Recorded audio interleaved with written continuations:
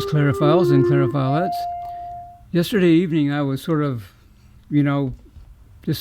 going through YouTube to see what I could see.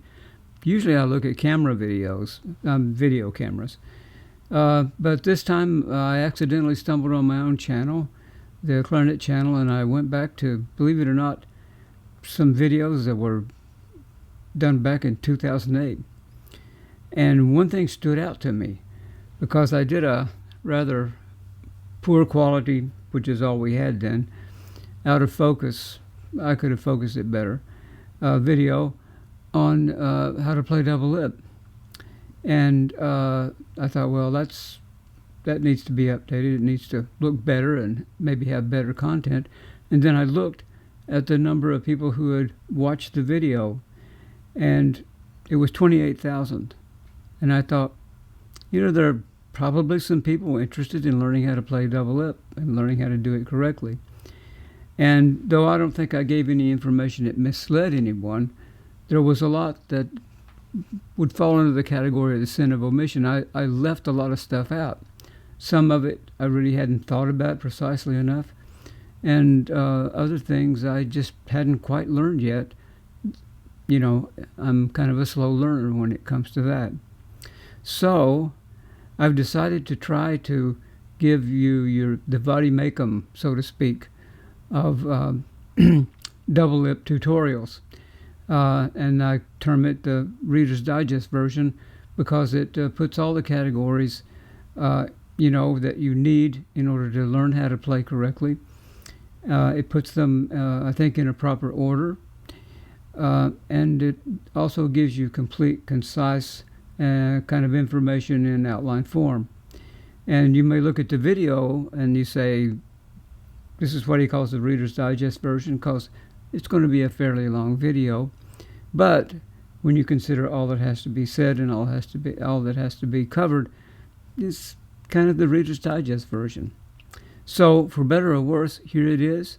If you want to learn how to play French embouchure, or what people call double lip,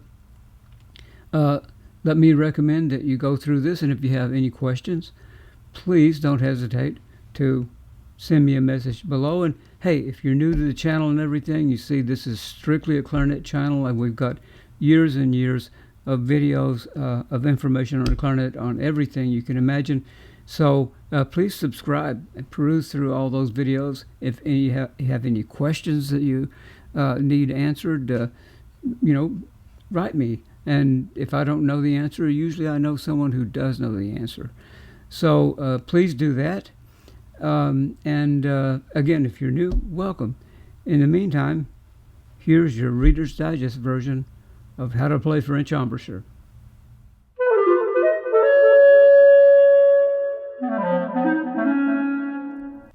Well, we're going to start this investigation in how to play double lip sort of midpoint, because we really shouldn't start here, but this is the point where most people really want to start and they have their questions about. So let's start there for the sake of our viewing audience. We're going to start with the embouchure. Well, what about the embouchure? Well, first of all, what is double lip playing?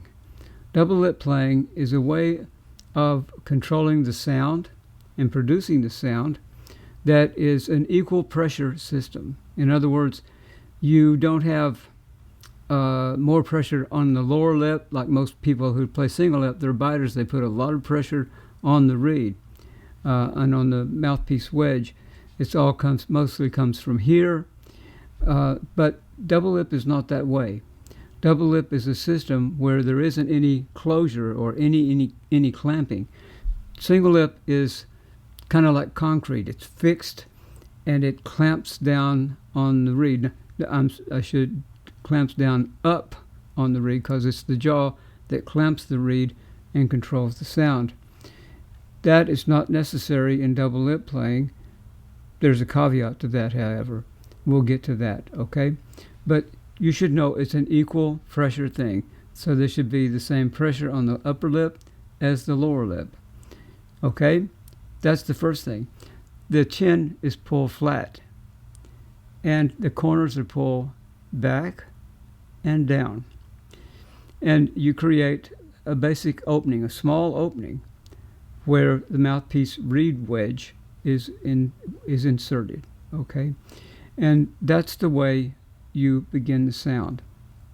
Now, we're going to sort of go into the tongue because we have to speak about the actual formation of the embouchure itself.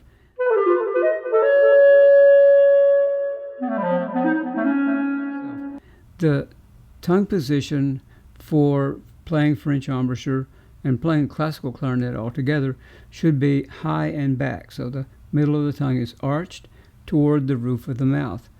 This has tremendous beneficial effects on the air column, which concentrates the sound and focuses the sound. We'll get to that, okay?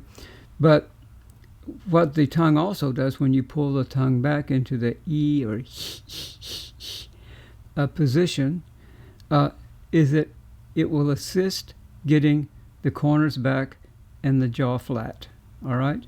That's essentially the way the tongue and the chin interact. Most people that play with it folded, a lot of pressure, a lot of, pushing up here, they have a low forward tongue position. They try to get the center of the sound and the pitch, if they hear it, by pressing up into the reed. You squeeze on the air, not on the reed, for double lip playing. Because when you lift the tongue back into that position where it's arched and creates a very narrow venturi at the roof of the mouth, then what happens is that it focuses the sound and brings the pitch up considerably. Most of the focus and the shape of the sound and the pitch should come from a correct tongue position, not from closure or clamping by the jaw.